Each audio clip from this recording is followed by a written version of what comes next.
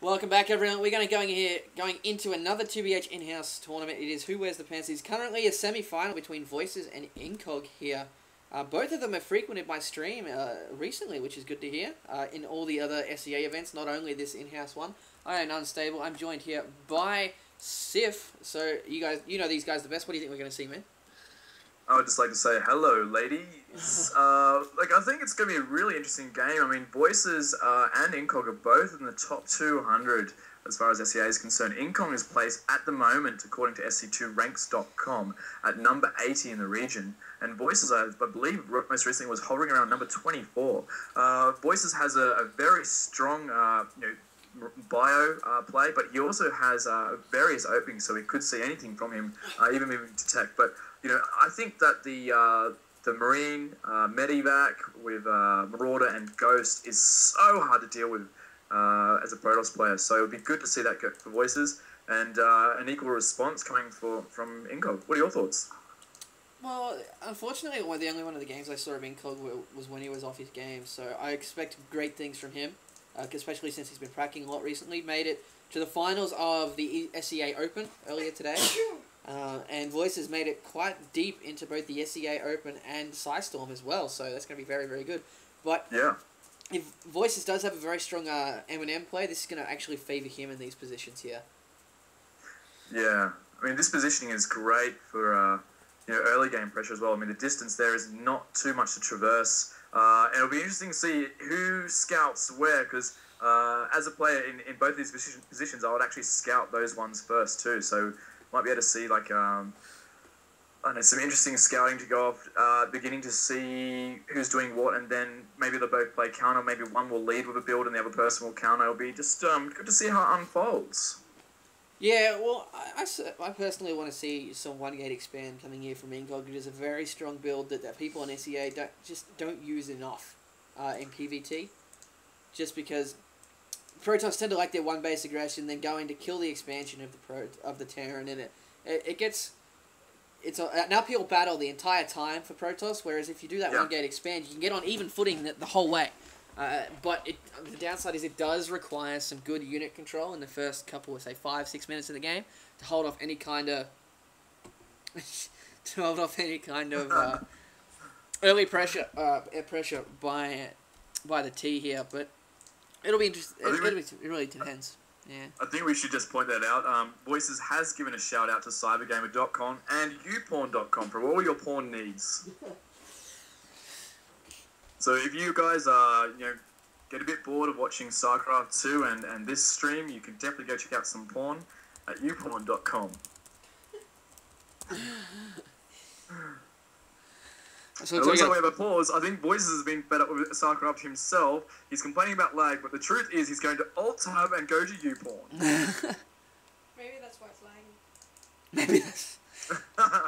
It's lagging because he's downloading so much porn. Fantastic. Yeah. I don't know. This happens a lot when there's so many specs in the game. It's kind of frustrating. I think the question is, Unstable, what's your favourite porn site? I mean, let's be honest here. We all do it. I mean, if you're a guy and you don't do it, you're either completely whipped by your girlfriend or, I don't know, maybe asexual. What's your favourite site, mate? I don't really have a favourite. Depends on what's on. Just what kind of mood you're in? Yeah. We do have a favourite. I see it in your history. Alright, so we're back in the game here. Lag seems to be stepping down, which is really good. Okay, so we got standard openings by both players. Voices has scouted, both of them have scouted each other, so they're going to see what's going on here. The Marine is chasing around Incog's probe. This probe should stay alive until that second Marine comes out, but he's getting a tech lab instead, so he can really keep that probe alive for a long, long time in his base. I'm kind of surprised he's running away so early. He could really use that extra intel coming for what second building's going to go down here for Voices. As he's just ran out of the base. That Marine's only a recruit as well. Yeah. And we have him that Marine, he's going to have to do quite a bit of target practice before he gets a decent rank. And I think that probe should not be so scared of him. He should be like, you know what, mate, you can't even shoot. Let me dance around and have a look at what you're doing. Yeah. But it does look like, as we were saying before, that Voices is going with a 2 barracks to start off with. We might even see a 3 racks. Yeah, possibly. He's got the second one. It really depends. If he starts saving up this gas and doesn't spend it over 100, Well, no, he's going for a factory, but if not, we'll probably see a third barracks, which is going to be a strong play here, in which case it's going to be up to incog. Ooh, 1 gate robo. This could be very dangerous versus a 3 racks. Ooh, he needs to get a couple of sentries out ASAP. But he's doing the right thing here. He's got 1 zealot, 1 stalker, and most likely a sentry coming up next. Just the staple. There we go. Sentry coming out now. So he's going to be able to hold off a little bit of aggression here. It's going to come down to unit control because that sentry is not going to be out, and it's going to be 1 stalker. Yeah, he needs to chrono boost that sentry now if he's going to stop this attack. I mean, I know it's a zealot and a stalker, but like that little army composition there, 1 marine, 2 marauders, and they've got slow, can quite easily take out. Incog doing the right thing here, pulling a few probes, yeah. not all of them, which is good to see. Would have preferred to see him run behind the units first, just to do that. And he's going to be able to take out one of the marauders and the marine there, so he's going to force this back by Incog. He can probably pull back his probes now as the sentry does come up. So nice defense there. Unfortunately, he was a little bit late on that sentry, which would have made things a world of difference. Wouldn't have had to pull those probes. So he did lose a bit of mining time there, but not enough to really be too dangerous. And in the meantime, we do have the 3 racks coming here from Voices. One of the things I really like about both of these players at the moment is they've both gone for tight builds around the base rather than like any kind of block. So I think they're both feeling really confident in that they can, micro well, they can be aggressive enough to hold off any kind of attacks that will, go up that ramp. So that's really cool to see. I wish I could see more people like have that kind of cockiness, that kind of confidence. As we know, large man, big man, the boy that is Voices, as he likes to refer to himself, has. Yeah. So Reaper in the base here for Voices, doing a nice job darting in around these gaps, but just not good enough to get away from Incog there. Immortal is out now, so we might be seeing some 2-gate Immortal pressure versus this 3 racks, as he does have the reactor on the 2nd racks and a Tech Lad coming as well. We do have a Ghost Academy. It's great to see a Ghost Academy. You don't see them often enough.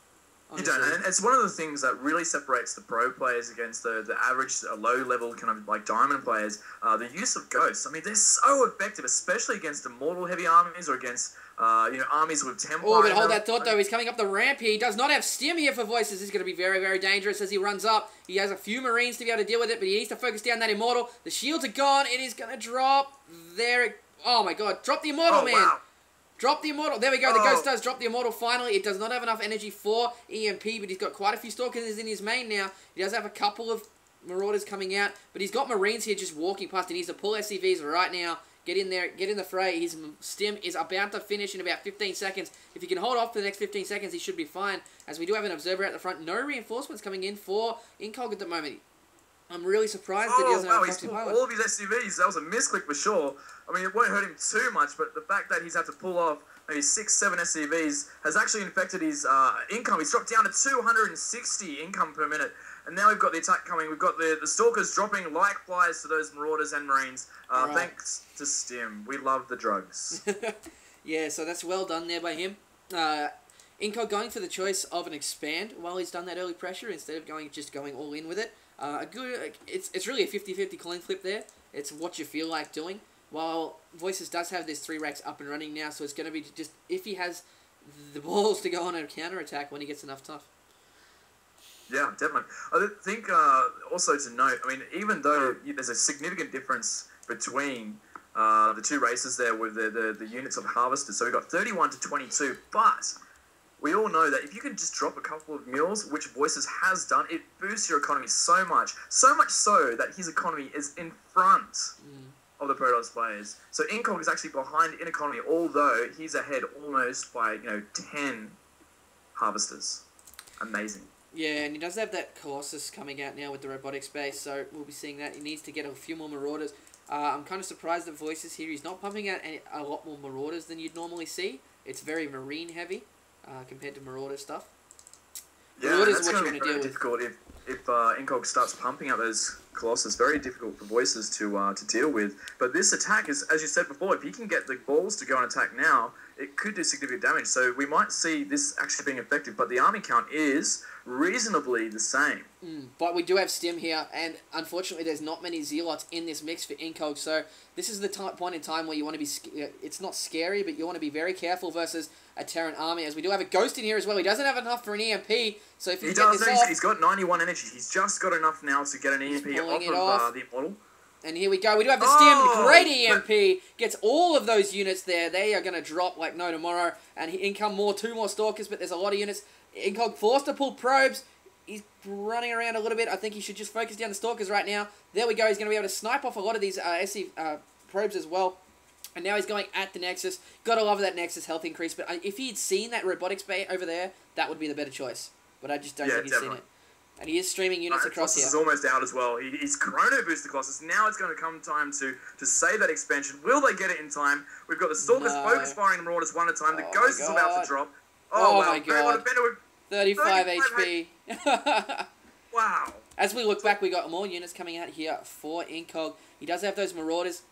But Stalker's chasing him down pretty well. Stalkers do outrun Marauders here. So if he can get a stim off, he needs to focus fire that Colossi. And here comes the stim. No, he's focusing the Stalkers instead. Just he's good to micro get the there. Very good micro. He does take out a few of the Stalkers. There's a couple of Marines down here as well. He's going to be able to take out most of this army as the more Marauders come in. There goes another stim. He needs to take out as much as he can here. That Colossi is still doing a lot of damage. I think he just messed up with the unit production for a little bit there, and he's probably going to lose this expansion now. He's lifted it. He's going to float it back over to his main. He should, you know, if it was under complete pressure, he could land that, make an orbital command out of it. Oh, he's pulled more probes. He's only got a few Marines, Raws on the way. He's got some there. Will they be able to deal with this army unstable? Oh, maybe. Those Marauders going to do a good job. Are they going to snipe the Colossus? Yes! Oh, the Colossus goes down! Oh, I just don't think there's enough Marauders to be able to deal with the Stalker count, though. GG. And he calls good game. Nice. What an epic, action-packed match that was. We saw, like, aggressive play from both. They were both sussing each other out with their small amounts of units. You know, it's very similar to StarCraft 1 there. We're using a small amount of units to do quite a significant amount of damage. Definitely. So, nice game. I'm looking forward